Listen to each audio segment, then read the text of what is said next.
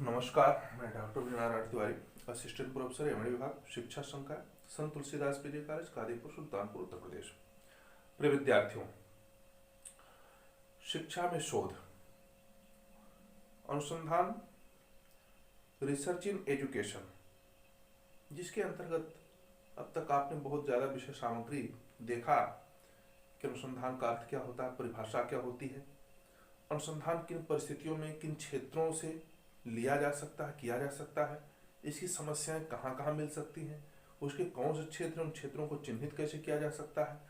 समस्याओं का कथन कैसे किया जा सकता है, उनकी परिभाषाएं कैसे दी जा सकती हैं, और समस्याओं से संबंधित उनके समाधान के लिए परिकल्पनाओं का निर्माण कैसे हो सकता है। परिकल्पनाओं का निर्माण करने के लिए हमें जो 3 प्रकार की परिकल्पनाएं बताई गई, सकारात्मक, नकारात्मक या शून्य या नल परिकल्पना, इन परिकल्पनाओं का आशय क्या होता है, इनको किस प्रकार से हम निर्धारित करते हैं, क्योंकि परिकल्पनाएं एक तरह से समस्या का प्रस्तावित उत्तर होती हैं। वे एक प्रकार से पूर्व प्लानिंग होती, पूर्व योजना होती है, जिस पर हम एक माध्यम बनता है, एक रास्ता बनाते हैं और चल करके आगे उसी परिकल्पना के आधार पर ही समस्या के समाधान तक पहुंचते हैं। परिकल्पनाएं पुष्ट हो जाती, सिद्ध हो जाती हैं तो हमारी वो परिकल्पना वास्तव में बहुत अच्छी मानी जाती है। अगर परिकल्पना जिसको हमने बनाया है समस्या के समाधान के लिए, अगर वह पुष्ट नहीं होती है, सिद्ध नहीं हो पाती है, तो उस परिकल्पना को हम छोड़कर दूसरी परिकल्पनाओं को फिर ले लेते हैं। तो परिकल्पना के आधार पर हम मेथड को ढूंढते हैं कि किस विधि से अब इस कार्य को किया जाए। जब विधियां हमें चाहिए तो वहां पर आपको देखिए प्रयोगशाला विधि बताई गई, माने प्रयोगशाला प्रयोग करके लेबोरेटरी एक्सपेरिमेंट कैसे किया जाता है, इस पर पिछला वीडियो आपको बताया गया। आपको फील्ड एक्सपेरिमेंट के विषय में बताया गया कि माने क्षेत्र प्रयोग के द्वारा हम कैसे समस्या का समाधान कर सकते हैं। अब एक विधि और आती है उसी के अंतर्गत, क्षेत्र अध्ययन, फील्ड स्टडी मेथड। इस विधि के अंतर्गत हमें क्या करना है, तो अगर आप हमारे इस चैनल को अब तक सब्सक्राइब ना किए हो तो आप इसे सब्सक्राइब कर लें और इस पर कमेंट जरूर देना कि क्या वीडियो आपको पसंद आ रहा है, क्या विषय सामग्री आपके अनुकूल है, क्योंकि जो भी विषय सामग्री यहाँ दी जा रही है वह भावी परीक्षाओं के लिए, प्रतियोगी परीक्षाओं के लिए, चाहे वह टेट हो, चाहे नेट हो, चाहे सीटेट हो, जेआरएफ या रिसर्च से संबंधित अनुसंधान कार्य करने वाले लोग हों, ऐसे लोगों के लिए, या यमेट इत्यादि ऊंची कक्षाओं में जो इस समय पढ़ रहे हैं, ऐसे लोगों के लिए बहुत ही आवश्यक है, बहुत ही अनिवार्य विषय वस्तु है कि जिसको समझें और आगे चल करके भविष्य में किसी भी क्षेत्र की समस्या को अपना उद्देश्य बनावें और उसके आधार पर अनेक विधियां जो समस्या के समाधान की बताई जा रही हैं अनुसंधान की, उन विधियों के आधार पर समस्या का समाधान करें। तो अगर आप चाहते हैं कि हर चीजें, हर विषय वस्तु आपको अच्छी तरह से सुलभ हो, तो बेल आइकॉन की जो बटन है, जो घंटी का निशान है, उसको एक बार आप जरूर दबा लें। इससे क्या होता है कि जितने भी आपके पास विषय सामग्री होगी हमारे द्वारा तैयार की जाएगी, यूट्यूब पे डाली जाएगी, वो सारी चीजें आपको तत्काल प्राप्त हो जाएंगी। तो हम बता रहे थे कि क्षेत्र अध्ययन, फील्ड स्टडी मेथड। ये फील्ड स्टडी मेथड क्या होता है, क्षेत्र अध्ययन कहते किसे हैं, इसकी आवश्यकता क्यों पड़ी, इसमें हम क्या करते हैं, इसका प्रोसेस क्या है, इसकी महत्ता क्या है, क्या इससे संबंधित कुछ एक्सपेरिमेंट किए गए हैं, उसके रिजल्ट क्या रहे हैं, तो उन सारी चीजों पर हम चर्चा करते हैं। तो देखिए, प्रयोगशाला प्रयोग में आपने देखा था कि वहां पर एक नियंत्रित लेबोरेटरी के रूप में, प्रयोगशाला के रूप में कुछ विषय वस्तुएं, समस्या से संबंधित उपकरण आदि को रखा जाता है, जिसके आधार पर परीक्षण करके ये सिद्ध किया जाता है कि इन समस्याओं के समाधान के लिए किन किन चीजों की आवश्यकता पड़ती है और किन विधियों के द्वारा, किन प्रोसेस के द्वारा, प्रक्रिया के द्वारा उसको हम पूर्ण कर सकते हैं, समाधान कर सकते हैं। तो वहां पर जो चर थे, जो चरों का परस्पर संबंध था, वह एक दूसरे पर क्या था, आश्रित था। यानी जो आश्रित चर और स्वतंत्र चर थे, उन स्वतंत्र चरों पर पूर्ण नियंत्रण अनुसंधान करता होता था। लेकिन वहीं पर जब आपने देखा कि जो फील्ड एक्सपेरिमेंट था, क्षेत्र प्रयोग था, जो इसके पीछे का वीडियो बताया गया है, उस वीडियो में क्या था, क्षेत्र प्रयोग में था कि अनुसंधान करता क्षेत्र में पहुंचने के पहले फील्ड में जाने के पहले उस समस्या से संबंधित तमाम प्रकार की अपनी योजनाओं को बना लेता है, पूर्व निर्धारित कर लेता है और उसी योजना के आधार पर क्षेत्र में जाता है और वहां पर समस्या का समाधान करने का प्रयास करता है। लेकिन जो क्षेत्र अध्ययन है, फील्ड स्टडी है, इसमें क्या होता है कि क्षेत्र अध्ययन में आप देखेंगे कि यहां पर पहले अनुसंधानकर्ता उस क्षेत्र में पहुंचता है, उस जगह पर पहुंचता है, उस स्थान पर पहुंचता है जहां से समस्या उत्पन्न हुई है। समस्या का केंद्र बिंदु क्या है, वह उस स्थल पर जाकर के स्वयं निरीक्षण करता है, देखता है और उसके बाद वह अपनी योजनाओं को बनाता है कि मुझे इसका समाधान कैसे करना है। अब ये समस्याएं मनोवैज्ञानिक क्षेत्र से हो सकती हैं, सामाजिक क्षेत्र से हो सकती हैं, शैक्षिक क्षेत्र से हो सकती हैं, संस्थागत क्षेत्र से हो सकती हैं। तो किस प्रकार की समस्या है, उस समस्या की परिस्थितियों को देखते हुए हमें क्षेत्र अध्ययन मेथड को अपनाना पड़ता है। तो अगर समस्याएं सामाजिक या संस्थागत हैं तो उनकी परिस्थितियां क्या हैं, उनका प्रारूप क्या है, यानी उनकी घटनाएं कैसी हैं, किन चीजों से संबंधित है, किन लोगों से संबंधित है, उन लोगों से मिलना, उन लोगों से बातचीत करना, उन लोगों से प्रत्यक्षीकरण करना, उनके आधार पर प्रश्नों का उत्तर को लेना, जांचना, देखना और समस्या के निर्मूल समाधान तक पहुंचना। तो यह तभी संभव हो सकता है जब अनुसंधानकर्ता परिस्थितियों को देखते हुए अपनी योजनाओं को बनाता है, उस पर कार्य करता है, लोगों के द्वारा आत्मविश्वास को उत्पन्न करता है, जिससे समस्या संबंधित तमाम चीजों को वह स्वयं प्राप्त कर सकता है। तो इससे लाभ क्या होता है कि जो क्षेत्र से संबंधित घटनाएं हैं, चाहे वो सामाजिक स्तर की हैं, चाहे संस्थागत स्तर की हैं, उन समस्याओं से वह प्रत्यक्ष रूबरू होता है। इससे अभिप्राय क्या है कि वह अनुसंधान करता,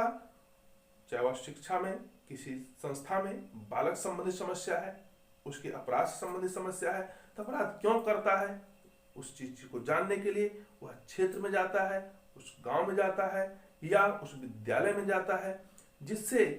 वह प्रत्यक्ष रूप से उस स्थल को देख सके, वहां के लोगों से मिल सके, उस बच्चे से मिल सके और अपनी समस्या का समाधान कर सके। दूसरी चीज होती है कि यह तो व्यक्तिगत भी हो सकती है और सामूहिक भी समस्याओं का समाधान करने के लिए यह विधि अपनाई जाती है। अगर जो घटनाएं हैं, जो समस्याएं हैं, वह बृहद स्तर पर हैं, बहुत से लोगों संबंधित है, विभिन्न धर्मों संबंधित है, संप्रदायों संबंधित है, उनके विचारों संबंधित है, उनकी भाषा संबंधित है, क्षेत्र से संबंधित है, ऐसे लोगों के विचारों को किसी एक बिंदु पर जांचना, परखना और उसके आधार पर उनके अंदर क्या परिवर्तन हो रहे हैं, दो चरों का माने आश्रित चर और स्वतंत्र चरों में क्या प्रभाव पड़ रहा है, इनके संबंधों को देखना, इनके प्रभावों को जांचना, यही इसके अध्ययन का मूल विषय होता है। तो देखिए, जो क्षेत्र अध्ययन है इसके अंतर्गत अनुसंधान करता माने जो रिसर्चर है वह सामाजिक या संस्थागत, चाहे वह सोशल हो या इंस्टीट्यूशनल हो, ऐसी परिस्थितियों में, सिचुएशंस में क्या करता है के अनुरूप प्रवृत्त चरों माने सामाजिक स्तर की समस्या है या संस्थागत स्तर की परिस्थिति है, इन परिस्थितियों के अनुरूप जो चर हैं उन चरों को अंतःक्रिया और संबंधों माने उन चरों का परस्पर अंतःक्रिया क्या है, इंटरएक्शन क्या है, उन दोनों में किस प्रकार से कार्य हो रहा है, कैसा प्रभाव पड़ रहा है, इन प्रभावों एवं संबंधों की एक वैज्ञानिक खोज माने एक साइंटिफिक रिसर्च है, एक साइंटिफिक इन्वेंशन है, जिसमें मुख्यतः समाजशास्त्री, मनोवैज्ञानिक एवं शैक्षिक चरों के परस्पर प्रभावों के अध्ययन को सम्मिलित किया जाता है। यानी इसकी जो विषय वस्तु है, इसका जो क्षेत्र है वह या तो सोशल होगा या साइकोलॉजिकल होगा या एजुकेशनल होगा। इन तीनों से संबंधित समस्याएं हो सकती हैं या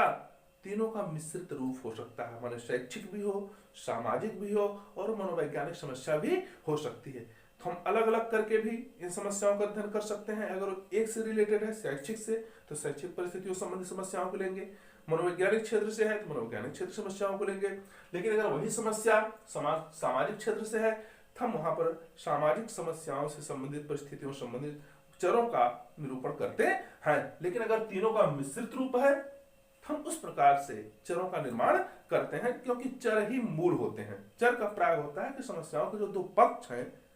एक पक्ष जो समाधान के लिए आगे बढ़ रहा है और दूसरा पक्ष जिसका हमें समाधान करना है। तो इसी को आश्रित चर और स्वतंत्र चर माने डिपेंडेंट और इंडिपेंडेंट वेरिएबल्स के रूप में हम देखते हैं कि एक का प्रभाव दूसरे पर कितना पड़ रहा है। तो आइए देखते हैं कि जो अध्ययन इसका है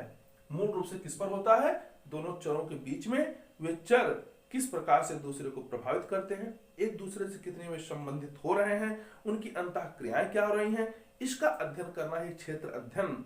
का मूल उद्देश्य होता है। अब देखिए एक क्षेत्र अध्ययन कैसे किया जाता है, इसका सिस्टम प्रणाली क्या होती है। यानी सबसे पहले अनुसंधानकर्ता सामाजिक या संस्थागत परिस्थितियों को स्वयं जाकर के देखता है, उसको समझता है। यानी जब तक वह उस क्षेत्र में नहीं पहुंचेगा, उस स्थल पर नहीं पहुंचेगा, प्लेस पर, तब तो वह किसी चीज को समझने में असमर्थ होगा। इसलिए अनुसंधानकर्ता को समस्या जानने के लिए, उसको अच्छी तरह से समझने के लिए क्षेत्र में जाना आवश्यक है। जब वह सामाजिक संस्था या सामाजिक या संस्थागत परिस्थिति को जांचने के लिए उस क्षेत्र में पहुंचता है तो उस समस्याओं के मूल्य को जानना चाहता है, आखिर कितनी उपयोगी हैं, क्या इन समस्याओं का समाधान करने के लिए मेरे लिए बहुत आवश्यक है, तो इससे क्यों इत्यादि प्रश्न के उत्तर मिलते हैं, उससे उसके मूल्य वैल्यूज को हम आंक सकते हैं। अगर मूल्य उसका ज्यादा है, उसकी उपयोगिता ज्यादा है, महत्ता ज्यादा है, तब तो समस्या का समाधान करना हमारे लिए नितांत आवश्यक हो जाता है। इसलिए उसके मूल्य जैसे होंगे, मूल्यों को समझता है। और मनोवृत्ति अर्थात उसमें कार्य करने वाले समस्या से ग्रसित लोगों के लिए किस प्रकार से उनका एटीट्यूड है, क्या वहां के लोग, क्या वे लोग जिनसे समस्या संबंधित है, क्या उस परिस्थिति को, उस समस्या को समाधान करने के लिए वे इच्छुक हैं, उनका नजरिया कैसा है, उनका एटीट्यूड कैसा है, उनका दृष्टिकोण कैसा है, उनकी टेंडेंसी कैसी है, अर्थात लोगों के रुझान कैसे हैं। और उसी के अनुरूप अनुसंधानकर्ता स्वयं का जो मूड होता है, जो उसकी मनोवृत्ति होती है, उसको भी वह वहां पर दिखाता है। यानी अगर उसकी इच्छा उसमें जागृत होती है कार्य करने के लिए, तब तो मनोवृत्ति उसकी अच्छी है। वहां के लोग अगर उसको सपोर्ट करते हैं तो उसकी मनोवृत्ति उसमें और अच्छी होगी। और इन दोनों के चलते क्या होता है, परसेप्शन अर्थात प्रत्यक्षीकरण होता है। प्रत्यक्षीकरण का प्राय होता है कि जहां पर आमने सामने वार्ता हो, किसी चीज को मिल बैठ करके दो लोग बात के द्वारा, कार्य के द्वारा या किसी भी तरीके से समाधान के लिए जो कुछ उपाय ढूंढते हैं, वही उसका प्रत्यक्षीकरण होता है। यानी समस्या से, यानी उन लोगों से, उन विषय वस्तुओं से अनुसंधानकर्ता प्रत्यक्ष रूप से वह संबंधित होता है, बातचीत करता है, उनसे लगाव रखता है, जिसके आधार पर समस्या की जड़ तक वह पहुंच सकता है। व्यक्ति या समूह में होने वाले व्यवहार परिवर्तन के संबंधों का अध्ययन, अर्थात जब वह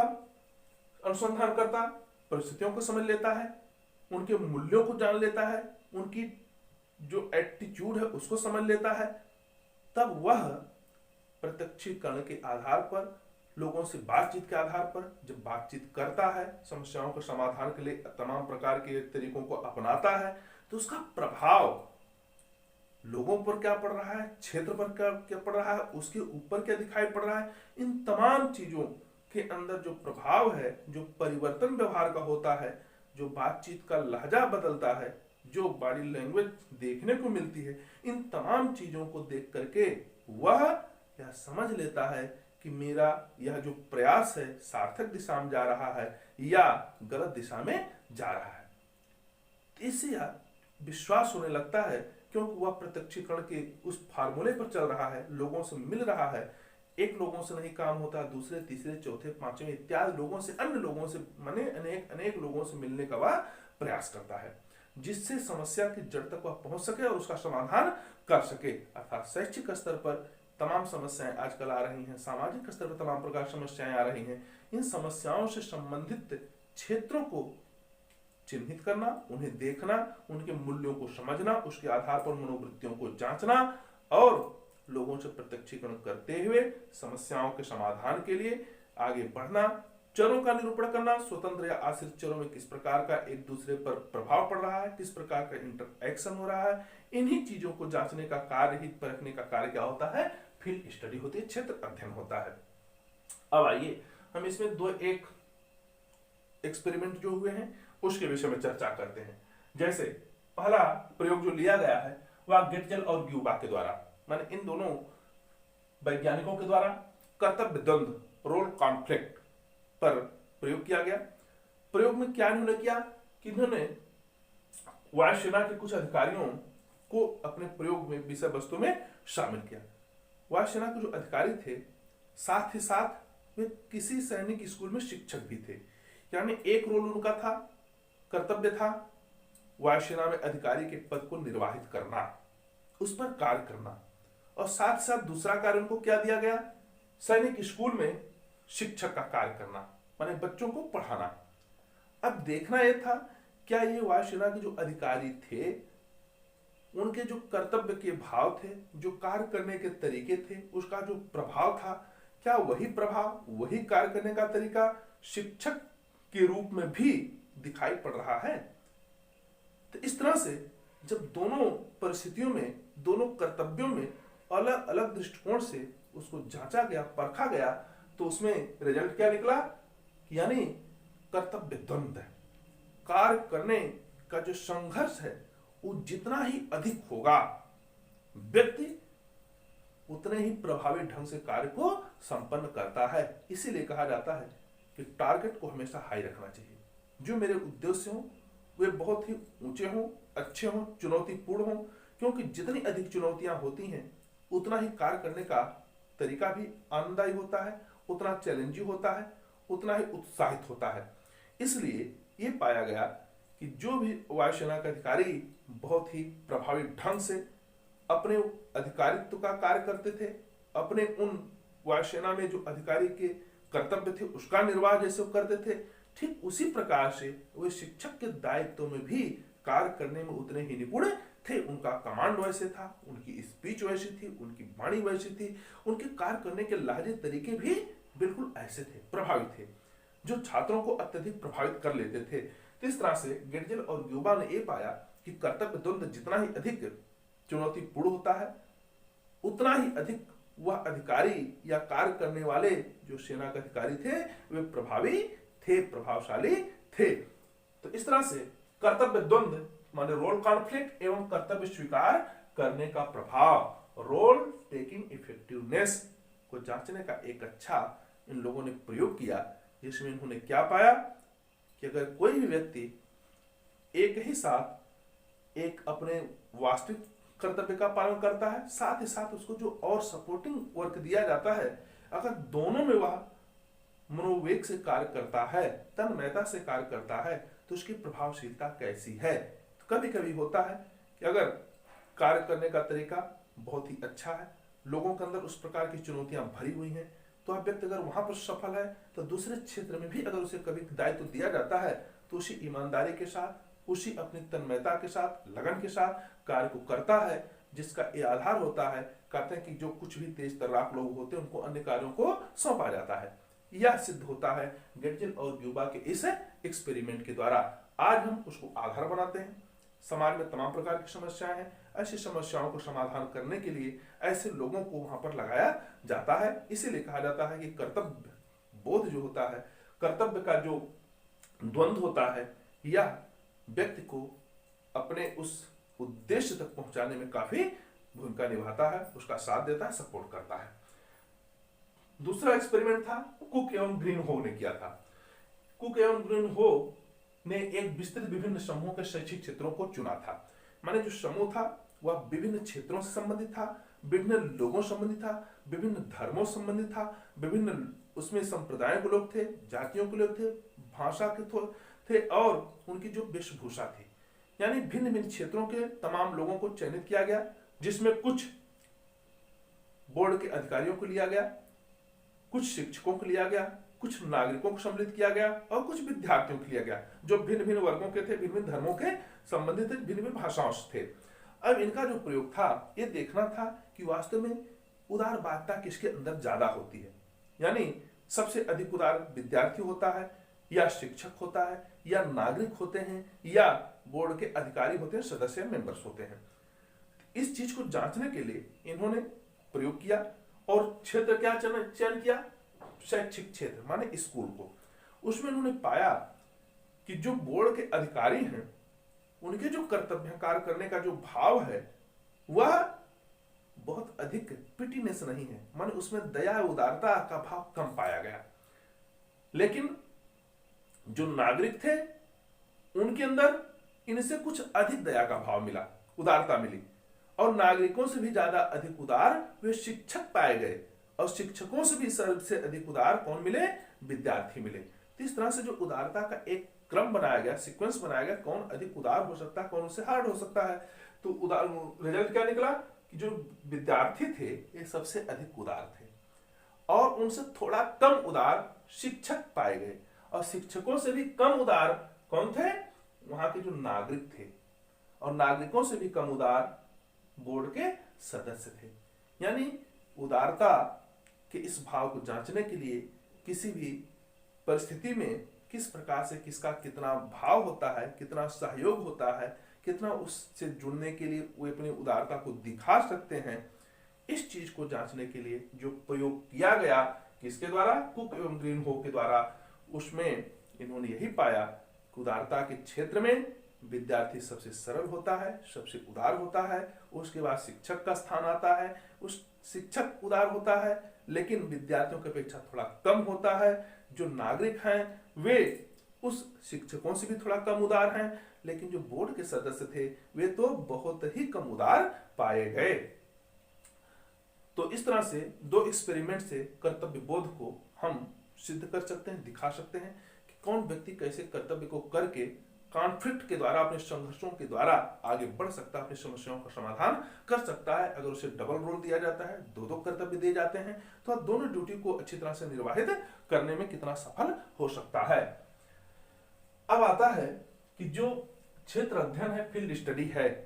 वास्तव में कितने प्रकार से की जा सकती है, इसमें कितने विधियों का प्रयोग किया जा सकता है। तो मूल रूप से इसमें दो विधियां पाई जाती हैं, एक खोजात्मक और दूसरा क्या है? परिकल्पनात्मक। परिकल्पना विधि को तो आपने काफी देखा, यानी किसी भी समस्या के समाधान के लिए जो प्रस्तावित उत्तर ढूंढा जाता है, मार्ग बनाया जाता है, वही परिकल्पना होती है, जिसकी पुष्टि करने के लिए हम तमाम प्रकार के आंकड़ों को संग्रहित करते हैं, तमाम प्रकार की जो टूल्स हैं, तकनीकियां हैं, उपकरण हैं, उनको पहले संग्रहित करते हैं, फिर उनका विश्लेषण करते हैं, उनका परीक्षण करते हैं, तमाम प्रकार के जो स्टैटिस्टिक्स के डाटा है उनको भी कलेक्ट करते हैं। समग्र को मिला करके हम एक अच्छा जो सामान्यीकरण करते हैं, अर्थात परीक्षण करते हुए जो निष्कर्ष निकलता है, उस निष्कर्ष के आधार पर एक जनरलाइजेशन होता है, सामान्यीकरण किया जाता है। तो परिकल्पना का जो परीक्षण होता है, थेसिस जो टेस्ट होता है, यह पूर्व कथनों को सिद्ध करने के लिए होता है। यानी समस्या संबंधित जो कुछ भी हम प्रेडिक्शन करते हैं, पूर्व कथन करते हैं, किस रास्ते पर चल करके समस्या का समाधान किया जा सकता है, हम उसी रास्ते को जांचने का, परखने का प्रयास करते हैं। और दूसरा जो होता है खोजात्मक या एक्सप्लोरेटरी। खोजात्मक विधि में क्या होता है कि इसमें समस्या के समाधान हेतु सबसे पहले चरों को ढूंढना कि कौन कौन से महत्वपूर्ण चर होते हैं, चरों में परस्पर संबंध क्या है, और उन चरों के संबंधों को जांचने के बाद हम इस निष्कर्ष पहुंचते हैं कि इन चरों का प्रयोग करके हम इस समस्या का समाधान भी कर सकते हैं और आगे की समस्याओं के समाधान के लिए क्षेत्रों का चयन भी कर सकते हैं, एक बेस बना सकते हैं। तो देखिए, जो खोजात्मक एक्सप्लोरेटरी मेथड है, इसका उद्देश्य क्या होता है? यानी क्षेत्र अध्ययन में महत्वपूर्ण चरों की खोज करना, यानी जो महत्वपूर्ण चर हैं सबसे पहली बात उसको खोजा जाए, उन चरों का प्रभाव क्या होगा, महत्वपूर्ण कौन है, कौन अधिक भूमिका निर्वाहित कर सकते हैं समस्या समाधान के, कौन बहुत ज्यादा उपयुक्त हो सकते हैं, ऐसे चरों को पहले ढूंढना, खोजना। फिर चरों के संबंधों को ज्ञात करना, इन चरों में परस्पर रिलेशन क्या है, संबंध क्या है, इनको जांचना, ज्ञात करना। फिर भविष्यवाणी यथाक्रम में शुद्ध अनुसंधान के लिए क्षेत्र तैयार करना, माने भविष्य यथाक्रम के लिए, माने भविष्य में और कुछ कर सकते हैं इसी क्रम में, जैसे हमने आज चरों का निरूपण किया है, चरों का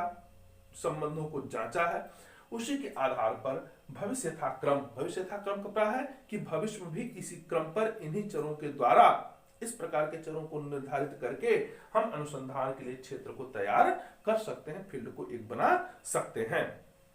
तो यहां पर जो मूल चीजें देखने को मिली क्षेत्र अध्ययन में, वह यही है कि इसमें समस्या के समाधान के लिए अनुसंधानकर्ता जो रिसर्चर है, जो लर्नर है, वह वहां क्षेत्र तक पहुंचता है, पहुंचने के बाद परिस्थितियों को जांचता है कि परिस्थितियां सामाजिक हैं कि संस्थागत हैं, जिस भी प्रकार की होंगी उसी प्रकार से वह क्षेत्र में पहुंच करके अपनी कार्य योजना को निरूपित करता है, बनाता है, निर्मित करता है और उसी संबंधित चीजों को वह डाटा को कलेक्ट करता है। ऐसे लोगों से वह मिलता है जो उसके दो चर होते हैं, यानी जो समस्या ग्रसित है और जो समस्या के समाधान करने के लिए हम फार्मूले को लेकर गए हैं। इन दोनों स्वतंत्र और आश्रित चरों पर मेरा कितना प्रभाव होगा, किस प्रकार से दोनों एक दूसरे को प्रभावित करेंगे, इसके प्रभावों के अध्ययनों को जांचने का प्रयास करना, यही क्षेत्र अध्ययन है। यानी जब क्षेत्र में हम पहुंचे तो वहां पर परिस्थितियों को समझने के अनुरूप सबसे पहला काम होता है कि उस समस्याओं के पहलू को जानना। जब पहलू हम जान लेते हैं तो उसमें हमारी टेंडेंसी क्या है, लोगों का उसमें एटीट्यूड क्या है, इसको समझना, उसे प्रत्यक्षीकरण करना, परसेप्शनाइजेशन करना कि परसेप्शन कैसा चलता है, वे लोग एक दूसरे से क्या इन चीजों में सहभाग करने के लिए तैयार हैं। इस प्रकार से चूंकि स्वतंत्र चरों पर जो नियंत्रण होता है वह अनुसंधानकर्ता का बहुत ही कम होता है, क्योंकि स्वतंत्र चर जो है उसको हम बदल भी नहीं सकते, न तो आश्रित चर को बदल सकते हैं। उन लोगों को परस्पर समस्याओं के समाधान के लिए वार्ता इत्यादि करा करके हमें केवल देख सकते हैं कि उसके प्रभाव, उनके संबंध चरों में परस्पर कैसे हैं, इसको जांच सकते हैं, इसको परख सकते हैं। तो इस तरह से जो क्षेत्र अध्ययन फील्ड स्टडी मेथड होता है, अगर उसे हम देखें तो प्रयोगशाला विधि या क्षेत्र प्रयोग विधि से यह थोड़ा सा उत्तम मानी जाती है, क्योंकि प्रयोगशाला विधि एक नियंत्रित क्षेत्र में चलता है, एक प्रयोगशाला के रूप में चलता है, वहां पर कुछ निश्चित उपकरणों के द्वारा ही उसे संपन्न किया जाता है। जबकि जो क्षेत्र प्रयोग होता है वह क्षेत्र में जाने से पहले जो कुछ कार्य योजना बनाई जाती है, प्री प्लानिंग की जाती है, उसके आधार पर उसको जांचने का प्रयास किया जाता है। यहाँ पर जो अनुसंधानकर्ता का नियंत्रण होता है चरों पर वह थोड़ा सा कमजोर होता है, लेकिन जो प्रयोगशाला प्रयोग होता है उसमें बहुत ज्यादा होता है नियंत्रण, क्षेत्र प्रयोग में कम होता है, और उससे भी कम किसमें होता है, क्षेत्र अध्ययन में होता है। यहाँ पर यह चरों को बहुत अधिक ना तो घटा सकता है ना तो बढ़ा सकता है, अति आवश्यकता पड़ने पर ही ये स्वतंत्र चरों के साथ छेड़छाड़ कर सकता है। अब रही बात इसकी महत्ता की, तो महत्वपूर्ण कौन सा है, तो महत्ता को अगर देखा जाए तो जब हम किसी चीज को जा करके किसी क्षेत्र में पहुंच करके उस समस्या ग्रसित लोगों से या विषय वस्तुओं से एक तरह से आत्मसात करते हैं, उनसे प्रत्यक्षीकरण करते हैं, उनके पहलू को समझने का प्रयास करते हैं, उनकी मनोवृत्ति को जानने का प्रयास करते हैं, तो उससे विश्वसनीयता बढ़ती है, वैधता बढ़ती है, उसकी शुद्धता बढ़ती है, उसमें जो संतुलन होता है वह अधिक बढ़ जाता है, जिससे एक वैज्ञानिक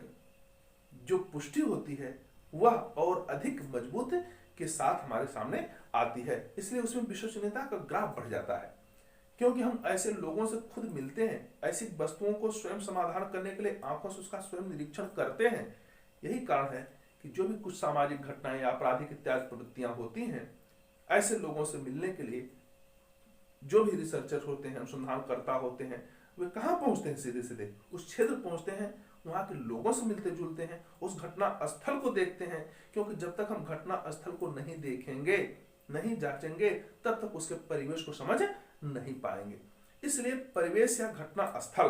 को जानना बहुत जरूरी है, क्योंकि क्षेत्र अध्ययन का मतलब होता है घटना स्थल का अध्ययन करना, घटना स्थल के उस प्रयोग को जानना, वहां पर क्या क्या हो रहा है, कैसे हो रहा है, क्यों हो रहा है, इन तमाम प्रकार के प्रश्नों का उत्तर लेना, उस परिस्थिति को देखते हुए तत्काल रूप से अपनी कार्य योजना को बनाना और उस पर लोगों को परखना।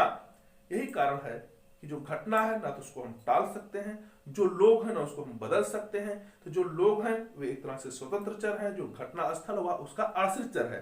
तो ना तो घटना स्थल को बदल सकते हैं, अर्थात अनुसंधान करता ना तो घटना स्थल को चेंज कर सकता है, ना उस पर कोई प्रभाव डाल सकता है, और ना तो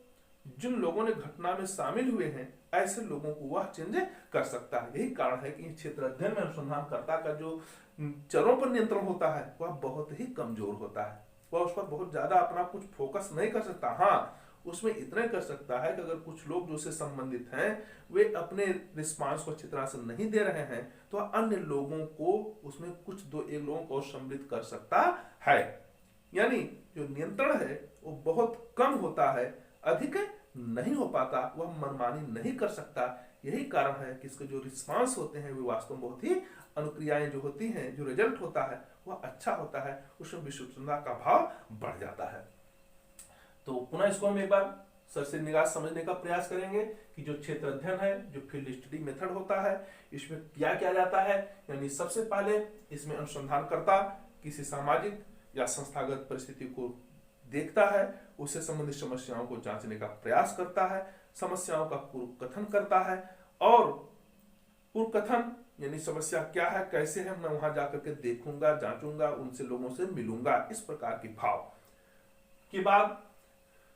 वह देखता है कि समाजशास्त्री, मनोवैज्ञानिक एवं शैक्षिक किस क्षेत्र से समस्या है, उन क्षेत्रों में अपने जो मनोवृत्ति है, जो उसका एटीट्यूड है, लोगों का उसमें क्या रुझान है, इन चीजों को जानने का प्रयास करना, और आश्रित चर और स्वतंत्र चरों पर परस्पर क्या प्रभाव पड़ रहे हैं, उनके अंदर क्या व्यवहार परिवर्तन हो रहे हैं, मूल रूप से इनका अध्ययन करना। लेकिन कहां करना, क्षेत्र में जाकर के, घटना स्थल पर जाकर के। अब देखिए इसके जो मूल रूप से कहे जाते हैं कि क्षेत्र अध्ययन के अंतर्गत अनुसंधानकर्ता सामाजिक या संस्थागत परिस्थितियों के अनुरूप प्रवृत्त चरों वेरिएबल्स की अंतःक्रियाओं और संबंधों की एक वैज्ञानिक खोज करता है, जिसमें मुख्यतः समाजशास्त्री, मनोवैज्ञानिक एवं शैक्षिक चरों के परस्पर प्रभावों के अध्ययन को सम्मिलित किया जाता है। यानी बहुत ही स्पष्ट रूप से अगर आप देखें तो तीन चीजें आपके समझ में आएंगी। पहली बात अनुसंधानकर्ता, दूसरी बात समस्या की परिस्थिति सामाजिक है या संस्थागत है, तीसरी चीज वह सामाजिक है या मनोवैज्ञानिक है अथवा शैक्षिक क्षेत्र से रिलेटेड है। इनसे संबंधित जो कुछ हम चरों को निरूपित कर रहे हैं, लिए हैं, उन चरों का परस्पर प्रभाव क्या हो रहा है, उन प्रभाव का हमें अध्ययन करना है। यही क्षेत्र अध्ययन का मूल उद्देश्य होता है। अब देखिए जो इसकी प्रक्रिया प्रोसेस या प्रणाली आ रही है उसमें क्या होता है। सबसे पहले अनुसंधानकर्ता सामाजिक या संस्थागत परिस्थितियों को समझता है, वहां पर पहुंचता है, देखता है, उनके मूल्यों को जानने का प्रयास करता है कि उनके वैल्यूज क्या है, समस्या कितनी गंभीर है, उसकी गंभीरता को सहजता के साथ या क्लिष्टता के साथ, चुनौती के साथ स्वीकार करना, समझना, ये उसके मूल्यों को जांचना।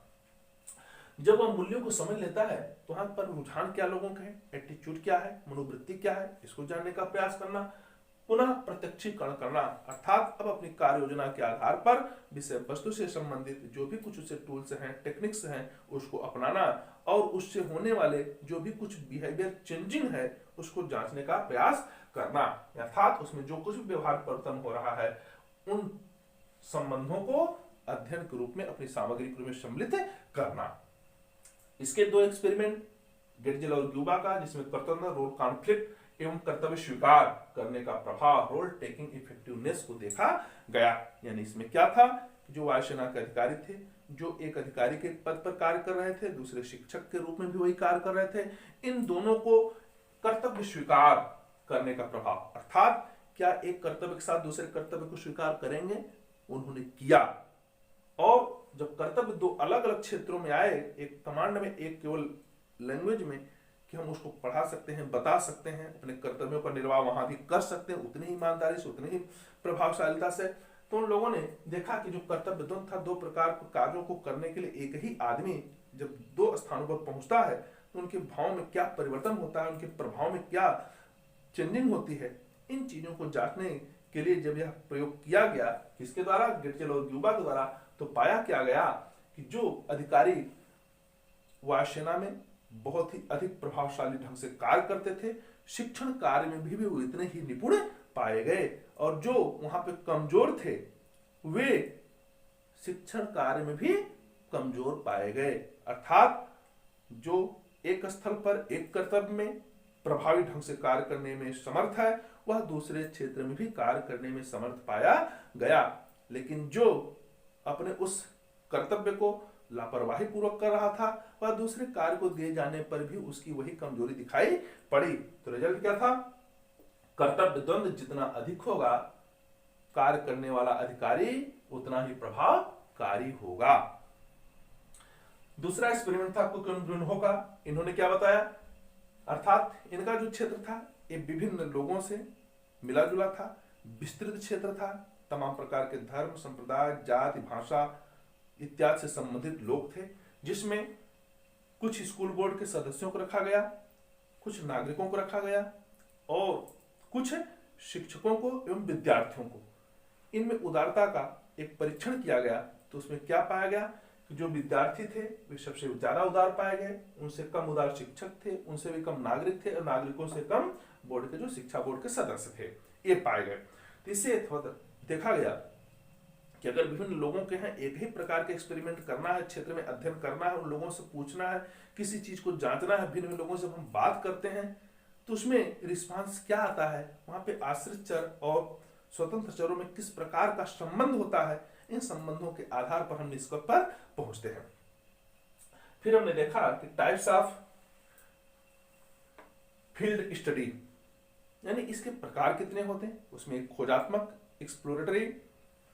और दूसरा परिकल्पनात्मक हाइपोथेसिस टेस्ट। हाइपोथेसिस में क्या पाया गया कि यह समस्या से संबंधित चीजों का प्रस्तावित समाधान के रूप में होता है, जिस पर आगे चल करके हम कार्य को करते हैं, उसका परीक्षण करते हैं, उसकी पुष्टि करते हैं। दूसरा था खोजात्मक एक्सप्लोरेटरी मेथड। इसका उद्देश्य क्या था कि इसमें मूल रूप से हम ये देखते हैं कि समस्या से संबंधित जो चर हैं वे कौन कौन से महत्वपूर्ण चर हैं, पहले उन महत्वपूर्ण चरों को ढूंढना। फिर दूसरा है कि महत्वपूर्ण चरों को परस्पर संबंधित करना, उनके अंदर संबंध कैसे हैं इसको जांचने का प्रयास करना। फिर उन्हीं संबंधों के आधार पर भविष्य में उसी क्रम में शुद्ध अनुसंधान करने के लिए एक क्षेत्र को तैयार करना। तो क्षेत्र अध्ययन एक अच्छा एक्सपेरिमेंट है, एक अच्छा प्रयोग है। इस विधि के द्वारा हम तमाम प्रकार की समस्याओं का समाधान स्वयं कर सकते हैं, उन समस्याओं से प्रत्यक्ष रूबरू हो सकते हैं, उन लोगों से, उन विषय वस्तुओं से हम प्रत्यक्ष रूप से उनसे वो देख सकते हैं, उसका निरीक्षण कर सकते हैं। यही कारण है कि आजकल तमाम प्रकार के जो पर्यटन होते हैं, जो भौगोलिक परिदृश्य होते हैं, हम वहां पर जब स्वयं जाते हैं, देखते हैं तो उसका एक अलग प्रभाव होता है। लेकिन हम अगर एक दूर से बैठ करके केवल उसको जानने का प्रयास करते हैं तो उसका एक अलग प्रभाव होता है। तो क्षेत्र अध्ययन जो होता है या क्षेत्र या घटना स्थल से संबंधित होता है, जहां पर स्वयं जाकर के उसका प्रत्यक्षीकरण करना होता है, उसका ऑब्जर्वेशन करना होता है और ऐसे लोगों से मिलकर के तमाम प्रकार की जो प्रश्नावलियां हैं, चेकलिस्ट हैं, अनुसूचियां हैं, उनके द्वारा उन कार्यों को जांचने के लिए, उन समस्याओं को समझने के लिए कार्य करना पड़ता है। यही कारण है कि उसके जो रिस्पांस होते हैं वे बहुत ही रिलेबल होते हैं, बहुत ही प्योर होते हैं, बहुत ही वैलिडिटी के साथ होते हैं और उनमें बैलेंस भी अच्छा होता है, डिस्क्रिमिनेशन भी अच्छा होता है। तो हमें इन चीजों पर विशेष फोकस देना है। तो अगर हम इन सारे चीजों को जानते हैं, अध्ययन की विधियों को समझते हैं, तो हमारा कोई भी समस्या होगी, किसी भी क्षेत्र संबंधित होगी, उसको हम अच्छी तरह से समझ सकते हैं, उसको जांच सकते हैं और उसमें से जो भी मेथड अच्छा होगा उसका प्रयोग करके हम समस्या का निदान एवं उपचार कर सकते हैं। तो अगर ये वीडियो आपको पसंद आया हो तो आप इसे लाइक करें, इस पर कमेंट करें, इसे अधिकाधिक शेयर करें और चैनल से अगर पहली बार जुड़ रहे हैं तो आप इसे सब्सक्राइब कर लें। और इसी तरह से अनुसंधान संबंधित, तकनीकी संबंधित, साइकोलॉजी संबंधित, भाषा संबंधित, शिक्षण संबंधित किसी भी प्रकार की विषय वस्तु को तत्काल प्राप्त करना, उसकी सूचना प्राप्त करनी हो तो जो बेल आइकन है, घंटी का निशान दिखाई पड़ रहा है, उसको दबाएं।